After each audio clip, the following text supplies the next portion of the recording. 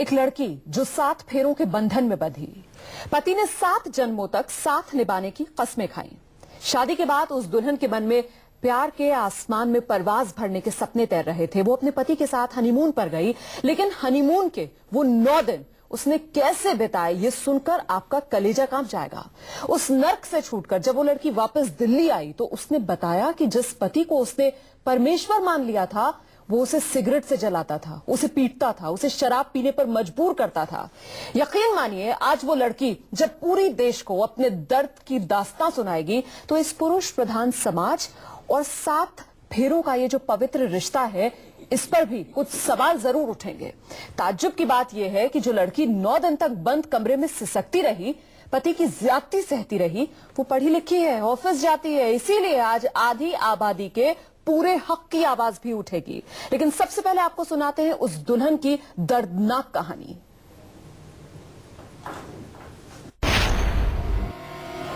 मैं वहां पे कुछ बोल नहीं सकती थी क्योंकि मैं वहां पे अकेली थी, लेकिन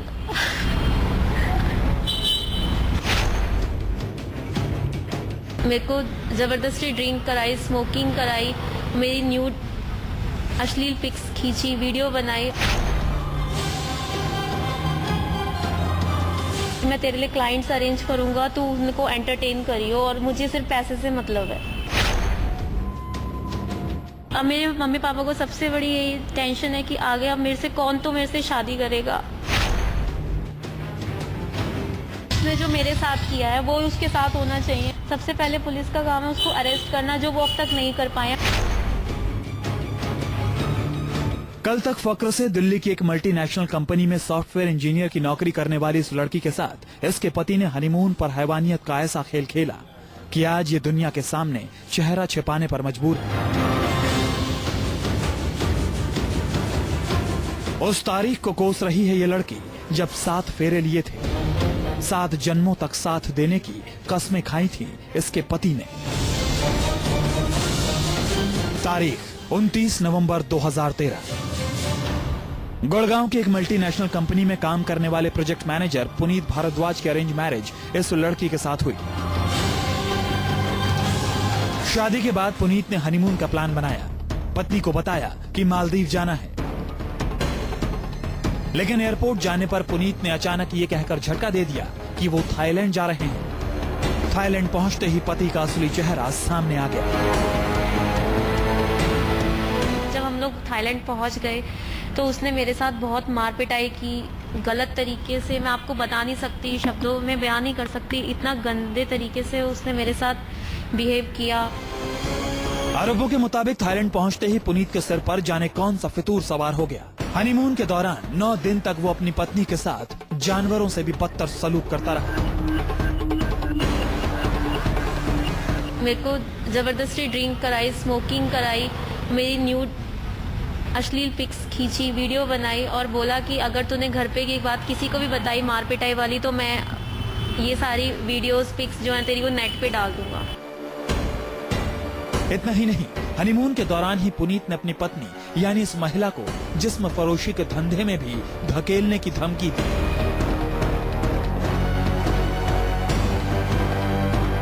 तो बोलते थे कि तेरी सैलरी सफिशिएंट नहीं है, तो दूसरा वे ये है कि मैं तुझे अपने फ्रेंड्स के साथ मिलवा दूंगा, तू उसको, या फिर मैं तेरे लिए क्लाइंट्स अरेंज करूंगा, तू उनको एंटरटेन करियो।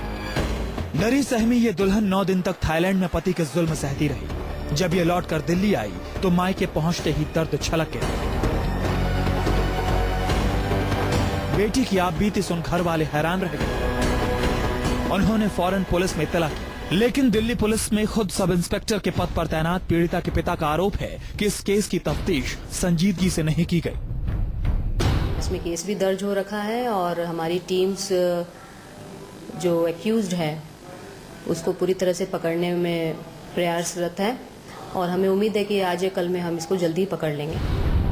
कितनी अजीब बात है कि हैवान पति कानून से कोसों दूर है और हैवानियत की शिकार पत्नी चेहरा छिपाए इंसाफ की गुहार लगा रही है। समाज और कानून का ये कैसा चेहरा है, 7 फेरों का ये कैसा बंधन है। जितेंद्र शर्मा, दिल्ली, न्यूज़ 24। तो हनीमून पर हस्बैंड की दरिंदगी का शिकार हुई दुल्हन, वो पीड़ित लड़की इस वक्त हमारे साथ मौजूद है। साथ ही मेरे साथ मौजूद है डॉक्टर जयंती दत्ता, जो कि एक साइकोलॉजिस्ट हैं। मेरे साथ कमलेश जैन जी हैं, वरिष्ठ वकील, और वरिष्ठ पत्रकार मनीषा जी स्टूडियो में मेरे साथ मौजूद है। बहुत बहुत स्वागत है आप सभी का।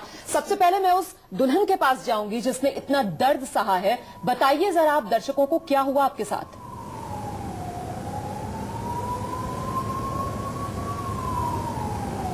हेलो जी बताइए दर्शकों को, क्या हुआ आपके साथ? हाँ जी मैम, जब मैं यहाँ से हम लोग थाईलैंड पहुंचे, पहली बात तो उसने मुझे ये झूठ बोला कि हम लोग बोला कि मालदीव जा रहे हैं और थाईलैंड लेके गए।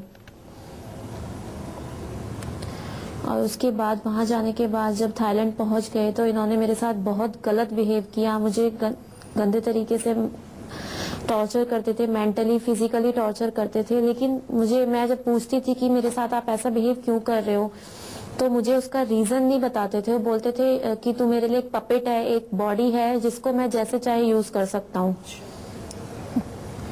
शादी से पहले मिली थी आप इस लड़के जो से? चीज मैं मना करती थी वो, हाँ जी मैम मिली थी, मेरी फैमिली मिली थी। तब कुछ अजीब सा लगा था इससे मिलकर, या नॉर्मल सा लगा था आपको सब कुछ? मैम सब नॉर्मल था, तब ऐसा कुछ भी नहीं था। मैं इनफैक्ट शादी के एक दिन पहले तक भी मुझे ऐसा कुछ नहीं लगा, लेकिन जब वहां पे पहुंच गए, जब सडनली बिहेवियर चेंज हुआ, तब पता लगा कि हाँ ये ऐसा क्यों, मतलब तब भी ये चीज नहीं पता लगी कि आखिर वो ऐसा बिहेव कर क्यों रहे हैं। और किया क्या क्या वहां पर, जरा तफसील से बताइए। क्या फिजिकल वायलेंस किया आपके साथ, या फिर आपको मानसिक तौर पर भी प्रताड़ित किया, और यौन उत्पीड़न भी किया आपका? हाँ जी मैम, इन्होंने मेरा फिजिकल टॉर्चर भी किया, मुझे मेंटली भी बहुत बुरी तरह से टॉर्चर करते थे।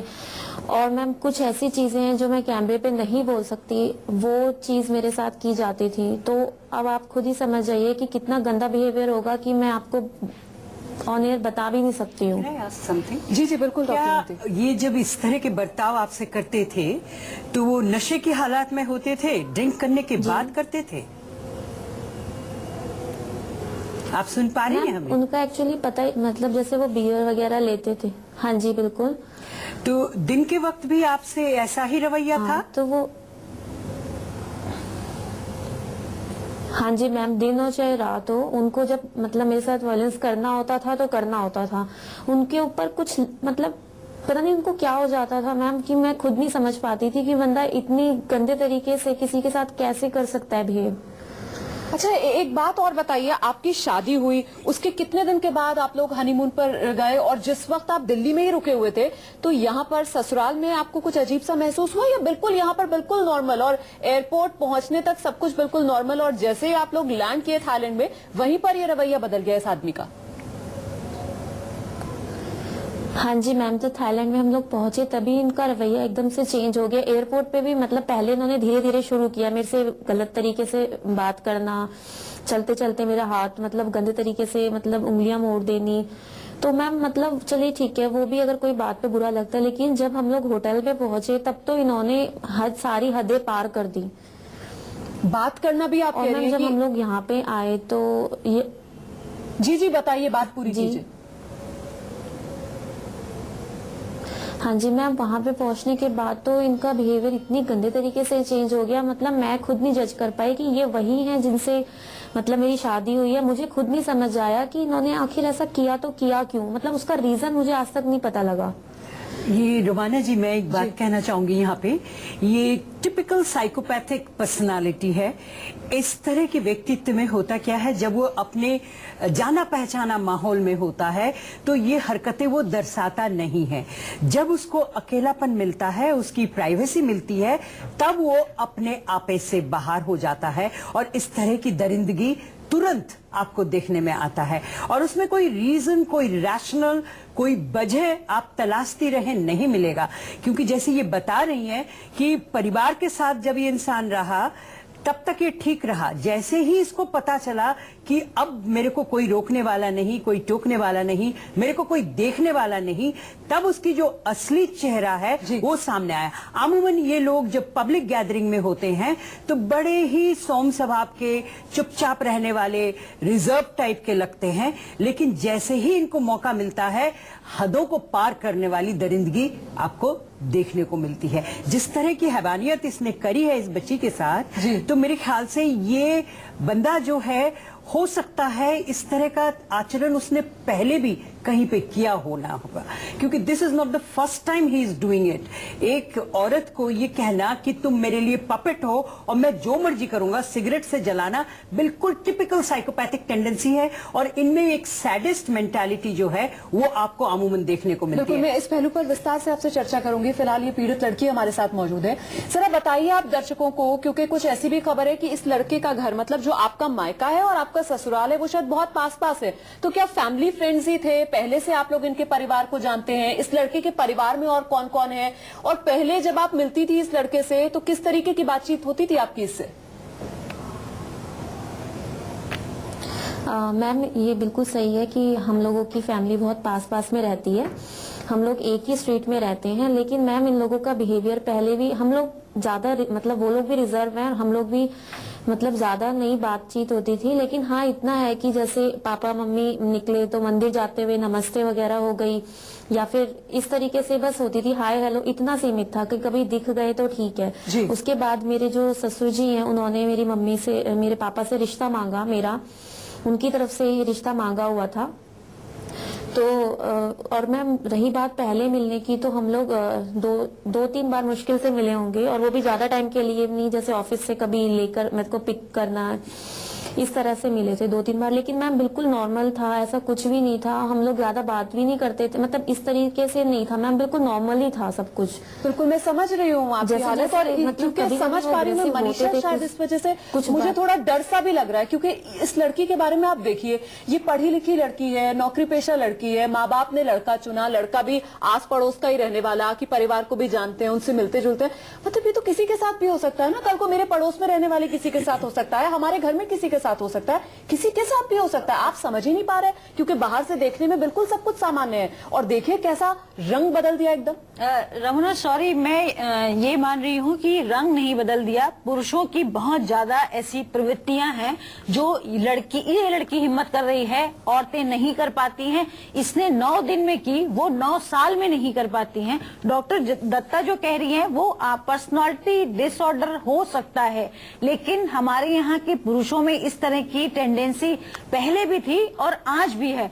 खास करके जो मैं समझती हूँ, अगर हम इसको बड़े उसमें देखें तो पोर्नोग्राफी इतनी ज्यादा सोसाइटी में घुस चुकी है, खासतौर से मेल जो है वो इतना मोबाइल पर, कंप्यूटर पर, कहीं भी हर इतना देख रहे हैं कि उनके बैक ऑफ द माइंड वो चीजें घुस चुकी हैं, और उन्हें लगता है क्योंकि जब शादी हो जाती है तो हमारे यहाँ वो औरत आपकी संपत्ति हो जाती है, आप जैसा चाहें उससे ट्रीट कर सकते हैं। दूसरी बात, मैं लगातार कई सेक्सोलॉजिस्ट से बात करती हूँ, पुरुषों में इम्पोर्टेंसी बहुत बढ़ रही है।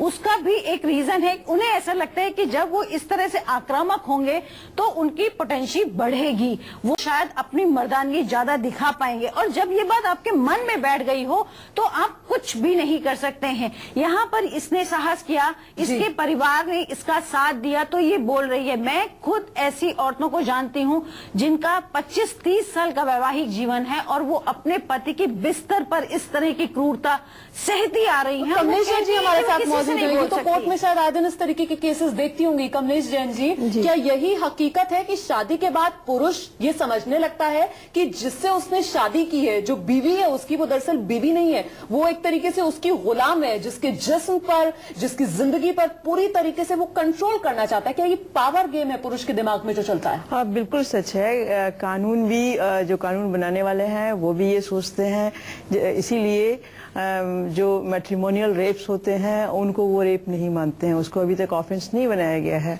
और इसी तरह से जो जजेस हैं उनकी भी इसी तरह से मेंटेलिटी है।